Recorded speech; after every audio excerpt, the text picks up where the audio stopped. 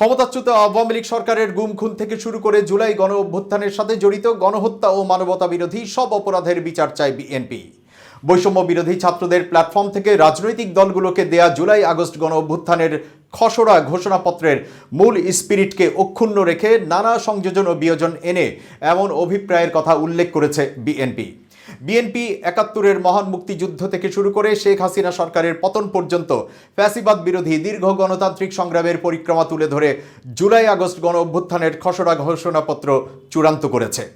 এই ঘোষণাপত্রে ভবিষ্যতে ফ্যাসিবাদী শাসন যাতে আর ফিরে না আসতে পারে সে ব্যাপারে দৃঢ় অভিপ্রায় ব্যক্ত করা হয়েছে। এছাড়া ন্যূনতম সময়ে একটি অবাধ ও নিরপেক্ষ নির্বাচনের মাধ্যমে গঠিত জাতীয় সংসদে প্রয়োজনীয় সাংবিধানিক সংস্কারে মানুষের প্রত্যাশার কথাও তুলে ধরা হয়েছে। দলটি জুলাই গণ অভ্যুত্থানের এই ঘোষণাপত্রকে প্রোক্লেমেশন না বলে ডিক্লারেশন বলে উল্লেখ করেছে। বৈষম্য বিরোধী ছাত্র আন্দোলন ও জাতীয় নাগরিক কমিটির নেতারা গত ৩১ ডিসেম্বর গণ অভ্যুত্থানের ঘোষণাপত্র দেওয়ার উদ্যোগ নিয়েছিল। তবে রাজনৈতিক দলগুলো বিশেষত বিএনপির আপত্তির কারণে সেই ঘোষণা আসেনি। অবশ্য আগের দিন ৩০ ডিসেম্বর অন্তর্বর্তী সরকারের পক্ষ থেকে রাজনৈতিক মতৈক্যে ঘোষণাপত্র প্রণয়নের উদ্যোগের কথা জানানো হয়। এরপর ছাত্রদের তৈরিকৃত ঘোষণাপত্রের খসড়া রাজনৈতিক দলগুলোর কাছে পাঠানো হয়। পরবর্তীতে জুলাই গণ অভ্যুত্থানের ঘোষণাপত্র প্রণয়ন নিয়ে প্রধান উপদেষ্টার ডাকে গত ১৬ জানুয়ারি সর্বদলীয় বৈঠক অনুষ্ঠিত হয়। সেখানে বিএনপির প্রতিনিধিত্ব করেন স্থায়ী কমিটির সদস্য সালাউদ্দিন আহমেদ। প্রধান উপদেষ্টার সর্বদলীয় ওই বৈঠকে ঘোষণাপত্র নিয়ে দলীয় অবস্থান তুলে ধরেন তিনি।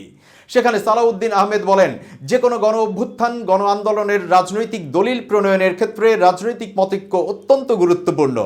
একই সাথে এর আইনি ভিত্তি কী হবে সে ব্যাপারেও যথেষ্ট আলোচনা পর্যালোচনার প্রয়োজন আছে। এরপর বিএনপি এটা নিয়ে দলীয় নীতি নির্ধারণী ফোরামে একাধিক বৈঠক করেছে।